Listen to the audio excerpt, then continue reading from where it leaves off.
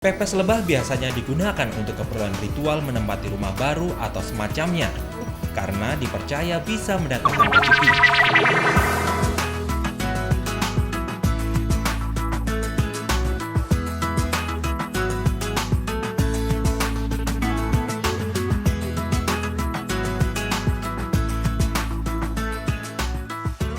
Lebah memang tergolong hewan yang unik. Semua bahan yang dihasilkan lebah banyak digunakan untuk berbagai kegunaan, mulai dari obat untuk berbagai penyakit hingga sebagai bahan dasar kosmetik.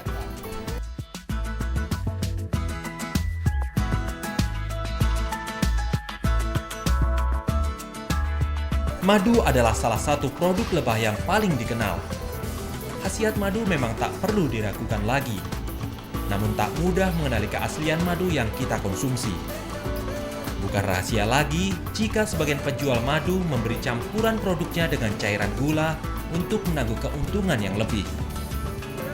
Madu kena telur bisa matang, padahal itu bukan matang. Telur itu kan cairannya tinggi ya.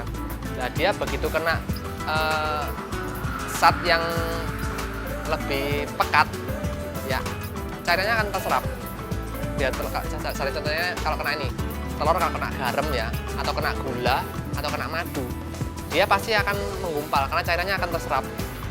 Jadi bukan matang, tetap mentah tuh, cuma cairannya terserap.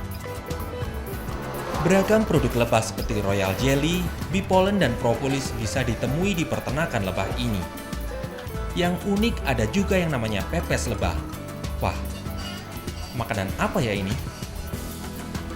Pepes lebah ini bukan dibuat dari lebah dewasa, melainkan dibuat dari larva lebah. Pepes lebah biasanya digunakan untuk keperluan ritual menempati rumah baru atau semacamnya, karena dipercaya bisa mendatangkan rezeki.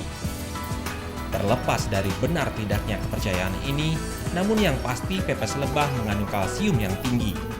Kalsium tinggi diperlukan bagi pasien yang menderita osteoporosis atau kerapuhan tulang.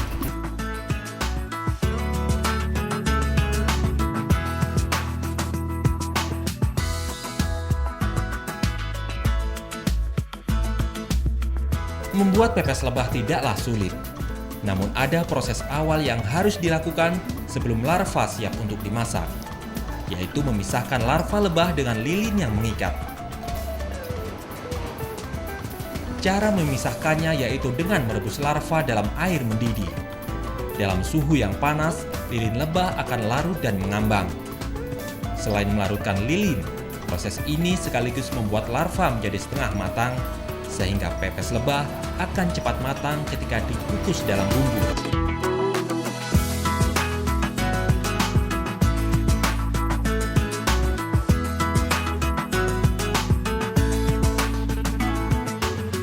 Ternyata tawon tidak hanya bisa digunakan untuk menghasilkan madu, karena tawon atau lebah ini juga bisa digunakan untuk pepes atau botok tawon. Khasiatnya juga tidak kalah dengan madu yang biasa kita konsumsi, karena pada pepes ini terkandung banyak sekali kalsium. Dan kalsium ini akan bermanfaat untuk pengobatan osteoporosis atau kerapuhan tulang. Dan kata Pak Haryono tadi, pepes ini juga bisa digunakan sebagai lauk pauk. Mbak bisa minta nasinya, Mbak?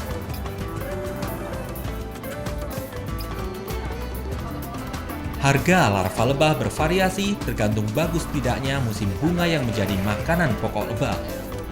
Jika sedang musim, maka harga larva sekitar 15.000 per kilonya. Tapi jika sedang paceklik, harga larva lebah bisa mencapai Rp40.000 per kilonya. Namun untuk mengambil larva lebah tidak boleh berlebihan agar tidak mengurangi jumlah koloni lebah. Itu kan setiap telurnya tawon itu kan untuk yang bagian cari madu ya, itu kan regenerasi lebahnya ya. Jadi kita nggak bisa ambil di luar kemampuan lebahnya, karena kalau kita ambil terlalu banyak pasti produksi madu juga menurun. Larva lebah selain mengandung kalsium yang tinggi juga memiliki kandungan protein yang tinggi. Protein yang dikandung oleh pepes lebah ini tak jauh berbeda dengan seafood. Maka tak heran jika ada sebagian orang yang tak tahan dengan sajian pepes lebah ini akan mengalami alergi setelah mengkonsumsi pepes lebah ini. Dian Indra Kencana, Suryo Utomo, Trans TV Malang, Jawa Timur.